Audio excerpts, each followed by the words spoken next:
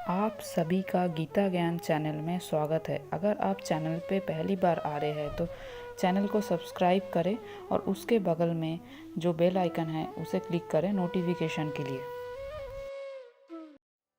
श्रीभगवानुवाच यदा यदा हि धर्मस्य ग्लानिः भवति भारत अभ्युत्थानम् अधर्मस्य तदात्मानं सृजाम्यहम्। हे भरतवंशी, जब भी और जहाँ भी धर्म का पतन होता है और अधर्म की प्रधानता होने लगती है, तब तब मैं अवतार लेता हूँ। यहाँ पर सृजामि शब्द महत्वपूर्ण है। सृजामि सृष्टि के अर्थ में नहीं प्रयुक्त हो सकता, क्योंकि पिछले श्लोक के अनुसार भगवान के स्वरूप या शरीर की सृष्टि नहीं होती, क्योंकि उनके सारे स्वरूप शाश्वत रूप से विद्यमान रहने वाले हैं।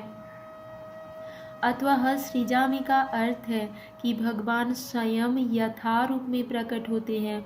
यद्यपि भगवान कार्यक्रमानुसार अर्थात ब्रह्मा के एक दिन में 7वें मनु के 28वें युग में द्वापर के अंत में प्रकट होते हैं, किंतु वे इस नियम का पालन करने के लिए बाध्य नहीं है, क्योंकि वे स्वेच्छा से कर्म करने के लिए स्वतंत्र हैं। अतः जब भी अधर्म की प्रधानता तथा धर्म का लोप होने लगता है तो वे स्वेच्छा से प्रकट होते हैं।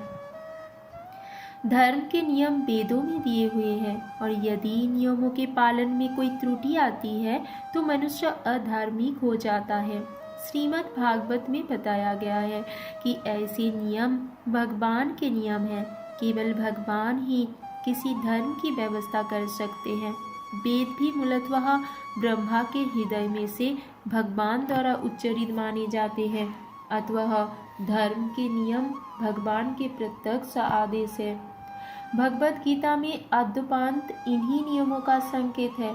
वेदों का उद्देश्य परमेश्वर के आदेशानुसार ऐसे नियमों का स्थापन करना है, और गीता के अंत में भगवान स्वयं आदेश देते हैं कि सर्वोच्च धर्म उनकी ही शरण ग्रहण करना है।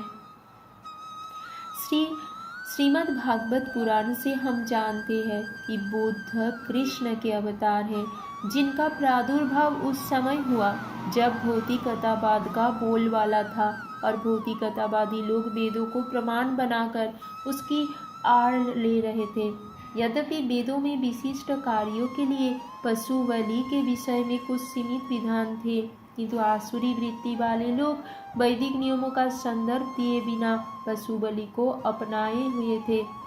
भगवान बुद्ध इस अनाचार को रोकने तथा अहिंसा के वैदिक नियमों की स्थापना करने के लिए अवतरित हुए। अतः भगवान के प्रत्येक अवतार का विशेष उद्देश्य होता है, और इन सब का वर्णन शास्त्र में हुआ है।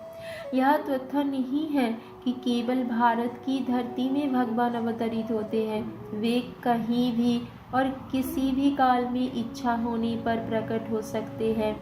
वे प्रत्येक अवतार लेने पर धर्म के विषय में उतना ही कहते हैं जितना कि उस परिस्थिति में जन समुदाय विशेष समझ सकता है, लेकिन उद्देश्य एक ही रहता है, लोगों को इस भावना भावित करना तथा धार्मिक नियमों के प्रति आज्ञाकारी बनाना।